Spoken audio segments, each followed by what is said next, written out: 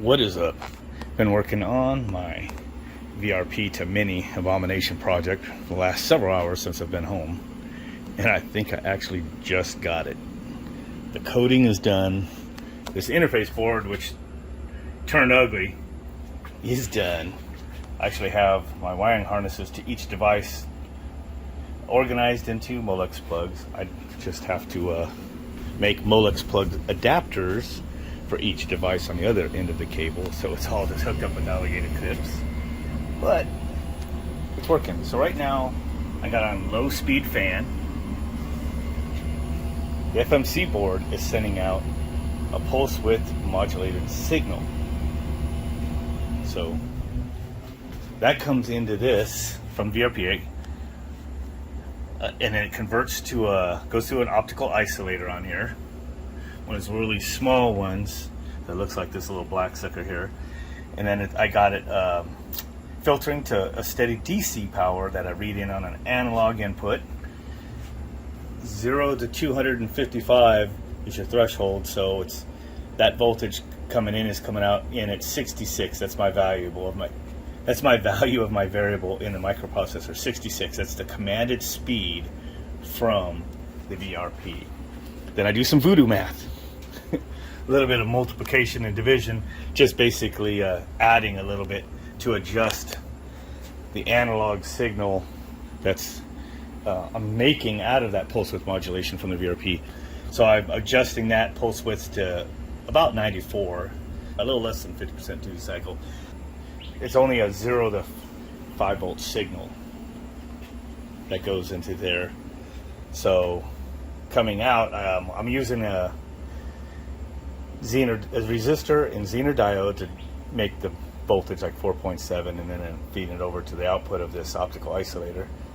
That my pulse width I'm generating is going to that, and so basically it's switching that output, filtering it, and that's going out. This white wire comes over to this, and it's giving it a volt signal. I don't have the volt on there, but the fan's running slow.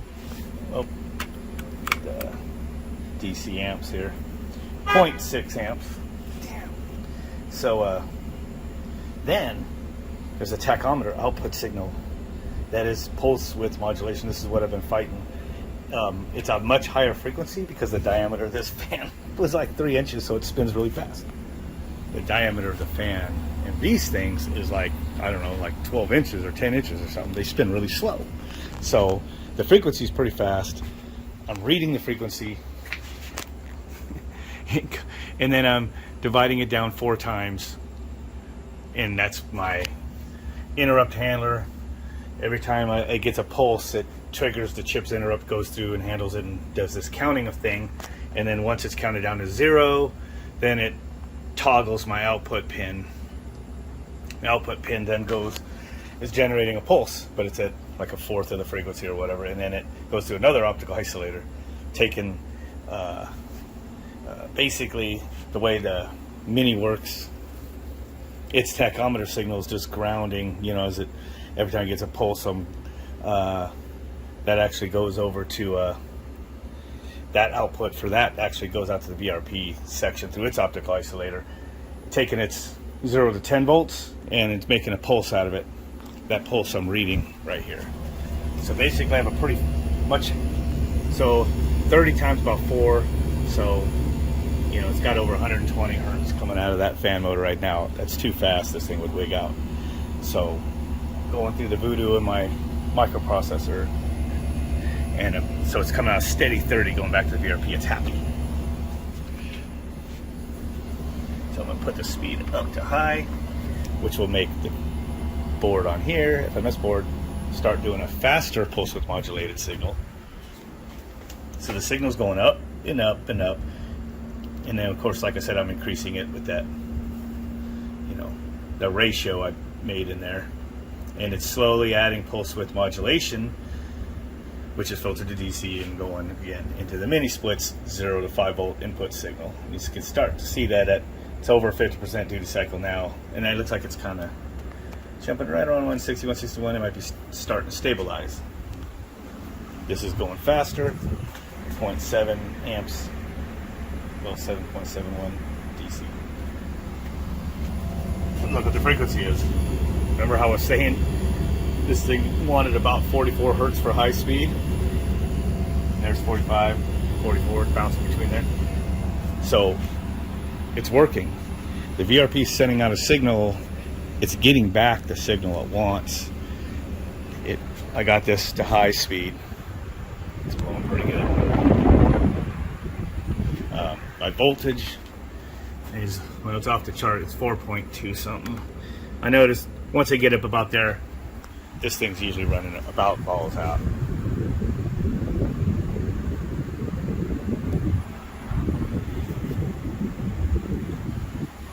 And it's happening. There might be some settings in the VRP itself, because I know the VRP can output a higher voltage. It might be just a little slower right now because of how warm the coil is. So if I unplug my signal, which I'll just go ahead and do, right? Just do it right there.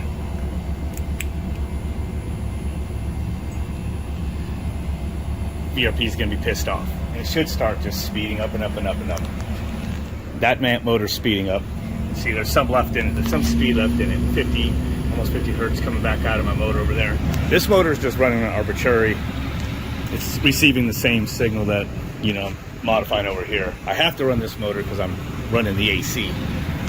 So it's getting closer to 50 hertz. So the motor's just as fast as go.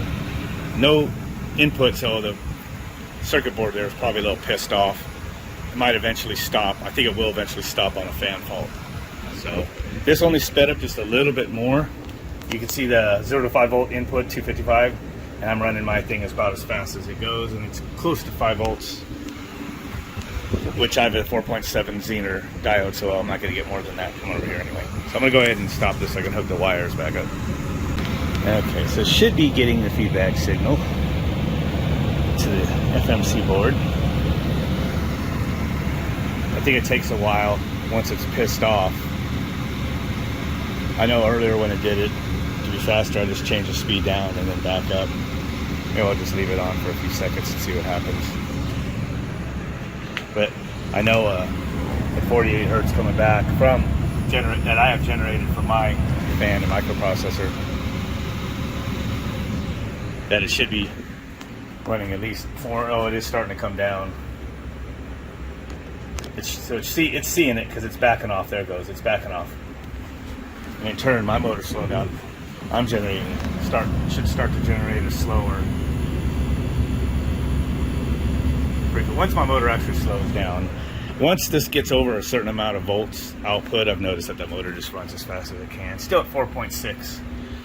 My pulse width is dropping down, but it's almost max still, and with the Zener diode clipping it anyway, I have to get this has to drop down a little more before my voltage starts dropping. So my fan's not going to start slowing down until that voltage drops a little bit. And the VRP is adjusting. There it goes. My VRP is adjusting still. As you see, it's dropping. There it goes. Now that voltage just came off 4.6. And it's still tagging right around 4.6. It'll start dropping once the duty cycle drops enough. And it doesn't. There it goes. It's 4.52. The frequency is going to start dropping. There it goes. It's dropping, it's dropping, it's dropping until it gets around 44 hertz again, and it's going to be happy. So it did correct itself. There we are. That battery's about dead, so this thing's going to shut off. So I love that little Amazon, what company I got it from, that little freaking oscilloscope. It's rechargeable. Because of what it is, it's isolated. So using isolation transformers and all sorts of stuff, you have to be careful what you hook one of those up to, because the ground is grounded to your electrical supply. You can have some crazy things happen hooking it up. When you hook up your negative probe to something that's got potential to ground, it'll be a direct short. So, all right, this thing went back to its frequency, and it's going to just kind of hover there now. So, high speed, semi-high speed. So, I think it works. This thing pegged out when that thing commanded a higher speed. So I think the way I have everything adjusted, all my freaking capacitors and resistors and everything around the optical isolators, converting the pulse width and everything to an analog voltage. Those seem to be in the ballpark, and then calculations in the program are in the ballpark.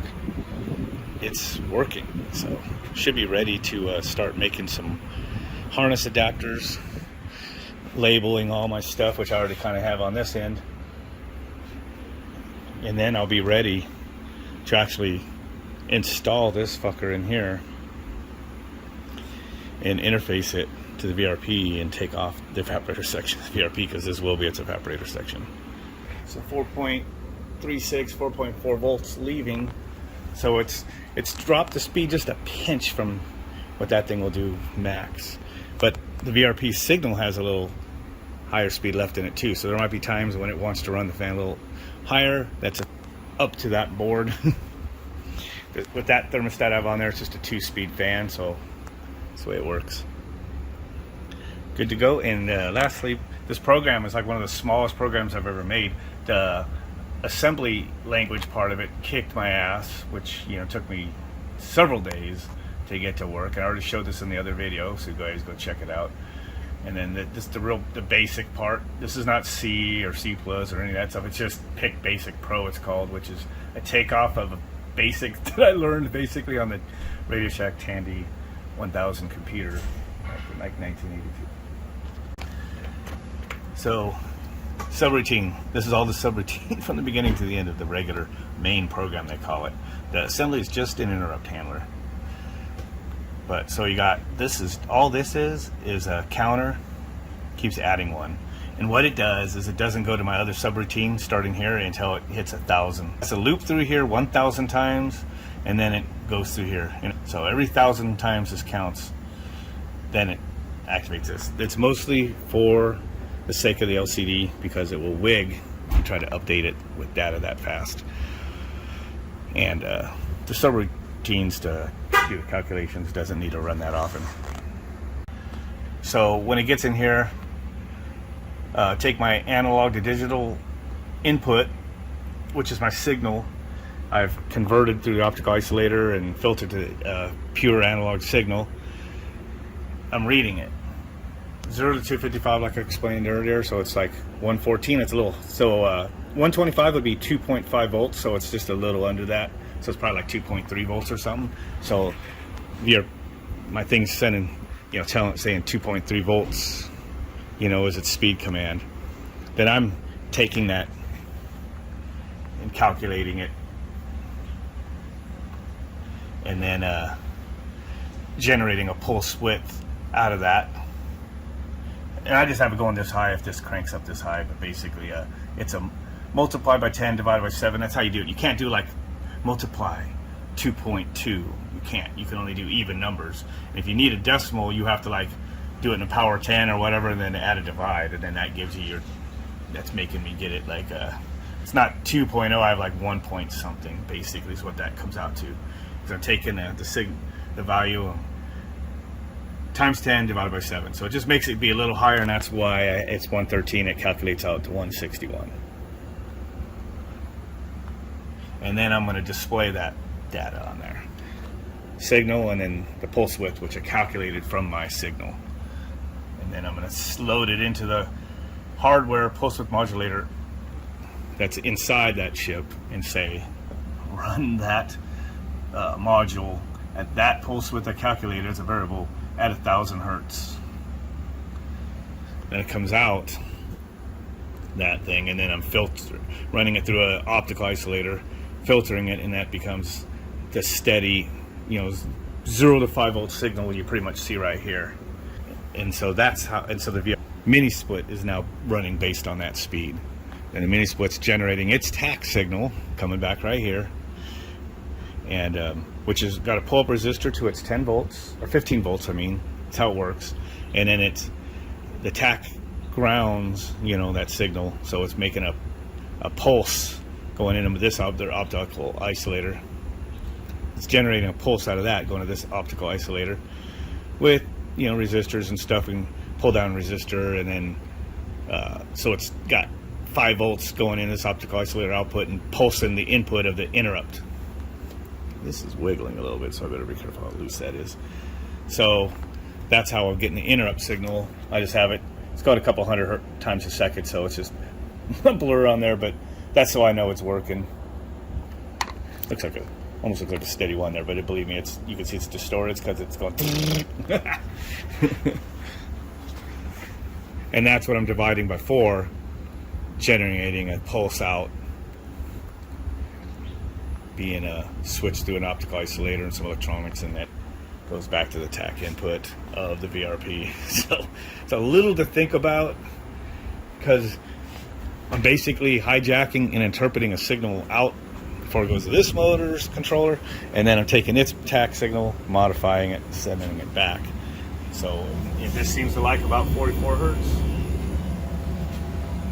If I were to unplug this motor, which the signal wire is, that's power. Where's the 0 to? No, this is the signal input. So if I unplug this motor stops. Frequency goes to 0. I think we get pissed off and speed up. And there she goes. Put this back on. You can see that there's a lot of voltage, because the VRP keeps cranking it up, and eventually it'll correct itself again. And I could just get this little change of command, and it seems to correct faster.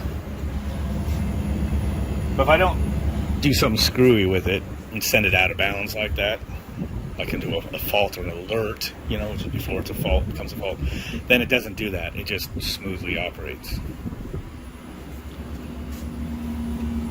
And let me go ahead and turn it off. And it stops. Everything stops. See my interrupt? It just stopped on the last count because there's no TAC. Now if I could get in there and spin that fucker by hand.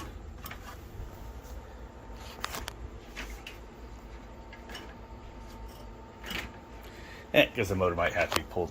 The motor has to be running, I guess, for it to do it. So anyway, so you can see the TAC stopped. The interrupt clock just sitting there. Signal ends like nothing. It's like millivolts or something. That's why it's bouncing from 0 to 1.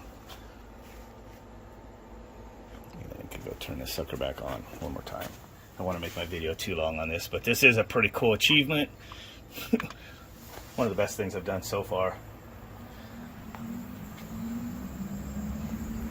So this fan spins up really fast compared to the big one in there. So I did notice that when it gave it shot up a signal. This thing ramped up real quick, and then it kind of dropped back down. Alright, so I think about 30 hertz is what this thing was looking for. And I can't believe this thing hasn't shut off a low battery. There's like no segments left in that battery. So it's like, there it is, 30 hertz. Seems to be about where it likes, and it's going to kick on the compressor. Just happy with the fan. This thing's not even doing anything, but I can see the lights aren't even on. But I have noticed that as long as I have voltage going into this thing, then the motor is powered up, and it don't give a crap about the rest of the circuitry. And by the way, I am sending DC power into this, so this will work off my 300 volts of batteries outside. There goes the compressor. Starting to ramp up. Rock steady. 30 hertz feedback from the mini split fan. It's running. This is running a bit slower. Well, you can see 30 hertz. And then we go to high.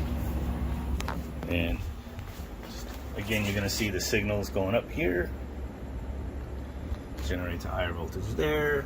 So it's going to climb up with that and speed up my mini split fan until the mini split fan gets to about 44 hertz. So the VRP doesn't. So at this point, my VRP does not know that this motor's not in its feedback circuit. It thinks it is, but it's effectively controlling another motor. And that is awesome. So it's almost about right there. There goes 44 hertz. Seems to be about what it likes. The motor's speed to be.